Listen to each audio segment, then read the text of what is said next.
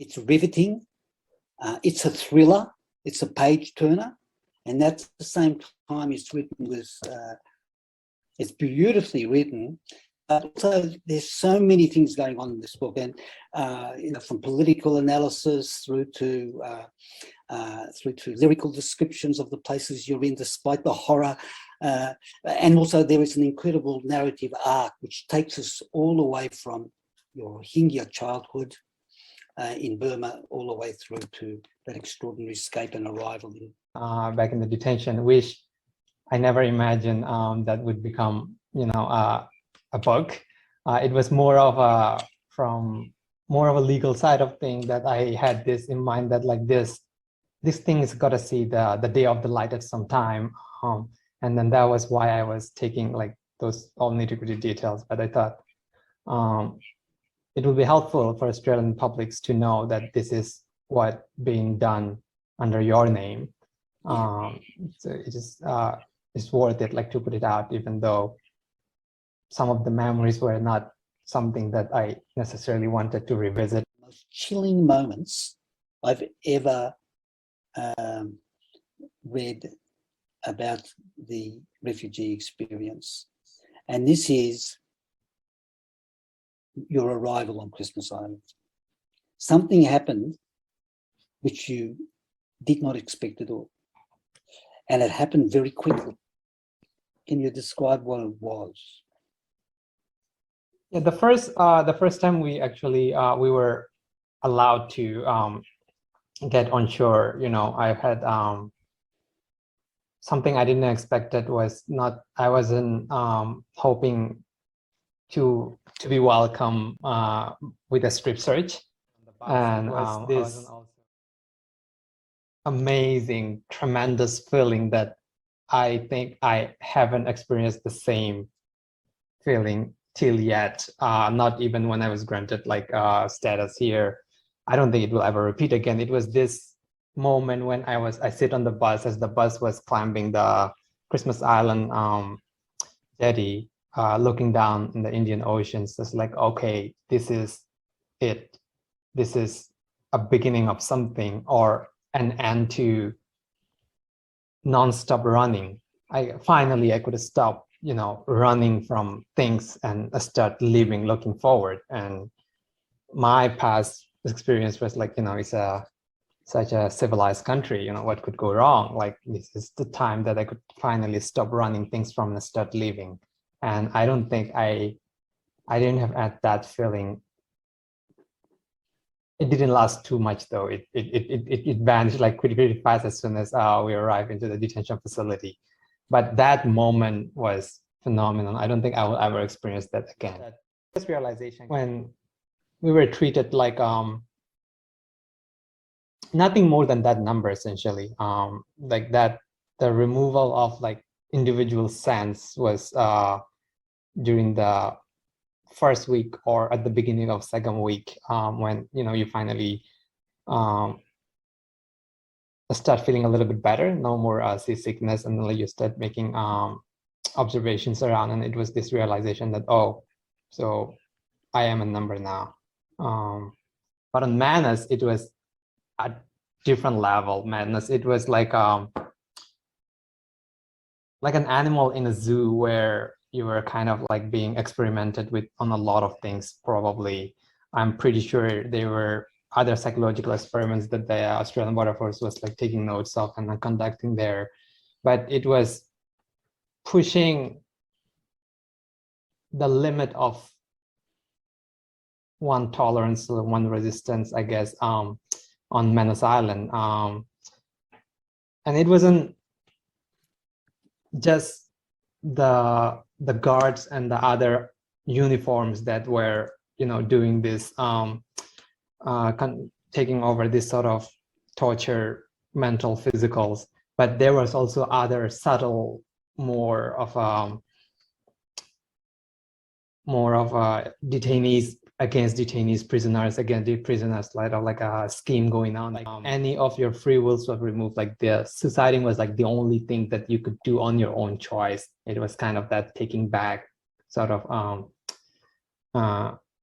that taking that back from the authority, or taking back from the uniforms. It was that. And at one point, the suicide rate was so high that the knife to cut down the noose of the hook was became a part of the uniforms of the guards. Like, it was that high. Who gifted me a book written by Viktor Frankl called "In Search of Meaning." She couldn't give me the book directly, so she gave it to me as a copy. This is again, we're talking at a prison where you can buy cigarette, but you can't get book. I guess I actually call it's my second part of my detention, because I think if it wasn't it, I wouldn't be able to distinguish this physical pain from my inner side, and not to get carried away by all the tortures and mistreatment, but to have that, what Victor called your innermost souls, like the only part that you have control of, no matter what's happening in your environments. That being able to distinguish physical pain to your inner self was, I think, very fundamental in being able to remain sane and being, finally get out of there. There's one thing that I regret not being able to bring from the book, from the detention, was the book. It got a lot of my note that particularly resonate. Quite funny thing, you just mentioned Victor was a Jewish. I was talking to a Jewish friend the other day about the book, actually, the Victor book, sorry. So I was telling him, like, that was the only thing, and then I had the notes, which was saying, like, how did you write the note? It was such. Anyways, like, I write it on the margins, and it's like, oh, you just turned Victor's book into a Talmud, because that's how it was written. This one individual kindness, one act, like one stranger taking a chance on another stranger, that's all it took to restore, my broken faith in humanity at that point, where I was all bitter, and ironically also happened to be an Australian woman, which, I was all this bitter, salty about the Australian governments and the whole thing, like, and then all it took was this one stranger who I haven't seen yet in person, who haven't seen me in person at that point or still now, took a chance on me. And this one single act of kindness was, oh, this is probably the real human side of it, the human side of soul that I've been missing in where we were dehumanized, like defranchised as numbers, and nobody see us as a person anymore. I guess it's a completely different form of anger, but for those of us who are hearing and reading your story and have been reading of this offshore detention framework for many years now,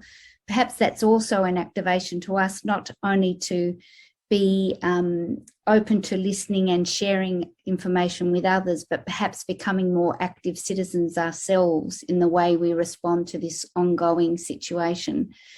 And perhaps that is one of the themes, Javid and Arnold, that comes so strongly from this, and from the various organisations who have been continuing to campaign for years and years against this brutal policy, is that it is up to us all as citizens to be as vocal and as challenging of the continuing framework that exists in Australia. And all of us who have a vote have the capacity to share that with our representatives.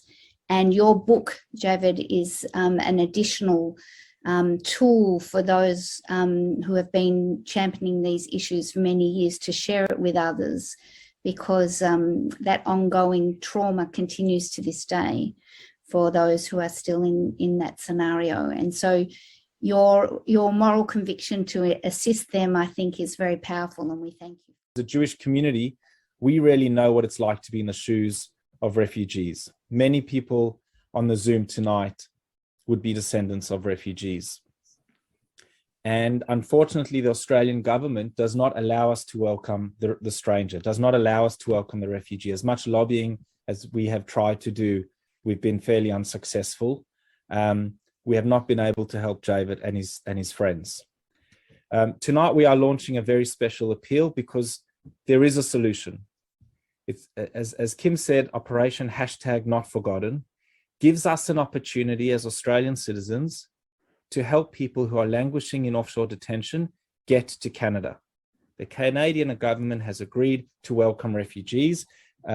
We as Australians need to help raise the funds for the resettlement costs. It costs less than $18,000 per person to help someone settle in Canada. We're working with a range of organizations on the ground in Canada, and this campaign is happening now. So for example, 10 refugees were approved a month ago, and their flights are getting booked to arrive in Canada in December. In a few weeks, the first 10 refugees will be arriving in Canada. We are working closely with the Refugee Council of Australia, who is spearheading this campaign. They are accepting tax-deductible donations. And just in the last week, we have raised $40,000 from the Australian Jewish community to help at least 2 people get to Canada.